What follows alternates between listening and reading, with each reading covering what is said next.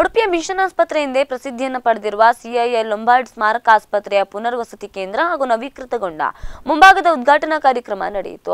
ಉಡುಪಿ ಧರ್ಮ ಪ್ರಾಂತ್ಯದ ಧರ್ಮಾಧ್ಯಕ್ಷ Gerald Isaac Lobo ಹಾಗೂ ಸಿಎಸ್ಐ ಕರ್ನಾಟಕ ದಕ್ಷಿಣ ಧರ್ಮ ಪ್ರಾಂತ್ಯದ ಧರ್ಮಾಧ್ಯಕ್ಷ ಮೋಹನ್ ಮನೋರಾಜ್ ಅಧಿಕೃತ ಕಾಮಗಾರಿಯನ್ನ ಹಾಗೂ ಪುನರ್ವಸತಿ ಕೇಂದ್ರವನ್ನ ಲೋಕಾರ್ಪಣೆ ಮಾಡಿದ್ರು.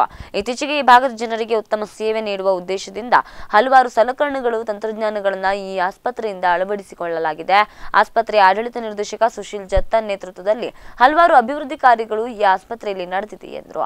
ಇನ್ನು ಈ ಸಂದರ್ಭ ಮಾತನಾಡಿದ ಉಡುಪಿ ಧರ್ಮಾಧ್ಯಕ್ಷರು ಸುಶೀಲ್ ಜತ್ತನ್, ಅಬ್ದುಲ್ ಕಲಾಂ ರವರ ಮಾತಿನಂತೆ ಒಬ್ಬ ಕನಸುಗಾರ ಮಾತ್ರ ಉತ್ತಮ ಕೆಲಸಗಳನ್ನು ಮಾಡಲು ಸಾಧ್ಯವಿದೆ ಮತ್ತು ತನ್ನ ನಿರ್ದಿಷ್ಟ ಗುರಿಯನ್ನು ಮುಟ್ಟಲು ಸಫಲನಾಗ್ತಾನೆ. ಆದುದರಿಂದ ಈ ಆಸ್ಪತ್ರೆ ಇನ್ನಷ್ಟು ಏಳಿಗೆಯನ್ನು ಕಂಡು ಈ ಭಾಗದ ಜನರಿಗೆ ಉತ್ತಮ ಸೇವೆಯನ್ನ ನೀಡುವಂತಾಗಲಿ ಎಂದು ಹಾರೈಸಿದರು.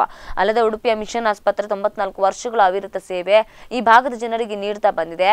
ಇಲ್ಲಿಯೇ ಜನಿಸಿದ ಅದೆಷ್ಟು ಮಂದಿಗಳು ದೇಶ ವಿದೇಶಗಳಲ್ಲಿ ಉತ್ತಮ ಹುದ್ದೆಗಳಲ್ಲಿದ್ದಾರೆ.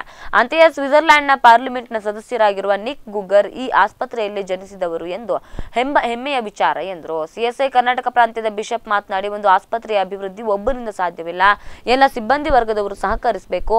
ಧರ್ಮ ಪ್ರಾಂತ್ಯದ ಅಡಿಯಲ್ಲಿ ಬರುವ 3 ಆಸ್ಪತ್ರೆಗಳು ಅಭಿವೃದ್ಧಿಯತ್ತ ಮುಖ ಮಾಡಿದೆ.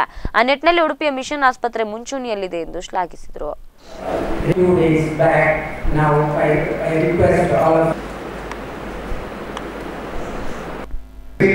ಯೋಜನೆಗಳನ್ನು ಹಮ್ಮಿಕೊಂಡು ಜನರಿಗೆ ಉತ್ತಮ ಆರೋಗ್ಯ ಭಾಗ್ಯವನ್ನು ಲಭಿಸುವಂತಾಗಬೇಕು ಎಂಬುದು ಅವರ ಕನಸಾಯಿತು. ಎಷ್ಟರ ಮಟ್ಟಿಗೆ ಆ ಕನಸು ಎನ್ನಲು ಪ್ರಭು ಯೇಸು ಕ್ರಿಸ್ತರು ತಮ್ಮ ಸೇವಾ ಜೀವನದಲ್ಲಿ ಅವರು